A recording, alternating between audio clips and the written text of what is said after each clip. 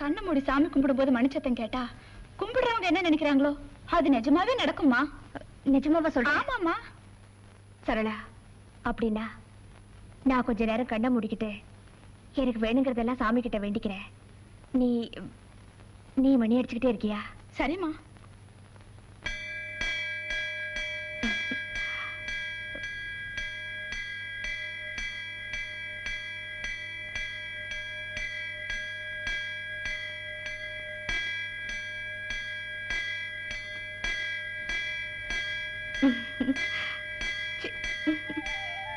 என்னம்மா? ஒண்ணு இல்ல, வா போலாம். சின்னம்மா, இப்ப நீங்க என்ன நினைச்சு சாமி கும்பிட்டீங்கன்னு எனக்கு தெரியும். என்ன என்ன நினைச்ச? ஒண்ணு நினைச்சு சாமி கும்பிடலையே. இப்படியே மனசுல இருக்கிறத வெளியில சொல்லாம மறைக்கிட்டே இருந்தா உடம்பு மெலிஞ்சு போயிடுமா, பால் குடிச்சா கசக்குமா? உங்களுக்கு எப்படி இருக்கு? இத பாரு, சொல்றத கொஞ்சம் புரியும்படியா சொல்லி தொலை. ஜாட பேசுறா ஜாட. டக்குன்னு போயிட்டு உடைச்சிட்டுமா? உடைச்சு தொலை. பாலுவை நீங்க விரும்புறீங்க.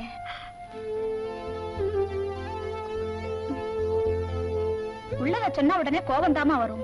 நீங்க ஆத்திரப்பட்டு நான் பல தடவை பாத்திருக்கேன். ஆனா ஆசைப்பட்டு தவிக்கிறத இப்பத்தானே பாக்குறேன். உண்மையை சொன்னா உதவி செய்யறேன், இல்லன்னா உங்க இஷ்டமா. சரளா, நீ சொல்றது உண்மைதாண்டி.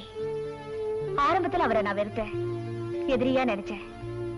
ஆனா அன்னைக்கு அவரு அவ்வளவு கட்டுக்காவலையும் மீறி வந்த தொட்டத என்னால மறக்கவே முடியாது.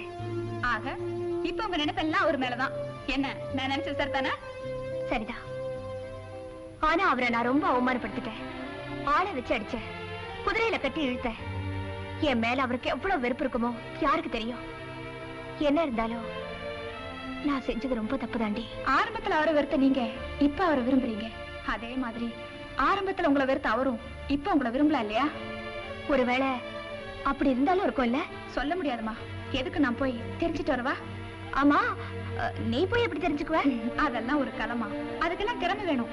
இப்ப என் வேலையை பாருங்களேன், அப்புறம் நீங்களே அசந்து போயிடுவீங்க. நீங்க வீட்டுக்கு போங்க, நான் போயிட்டு சீக்கிரமா வந்துடுறேன்.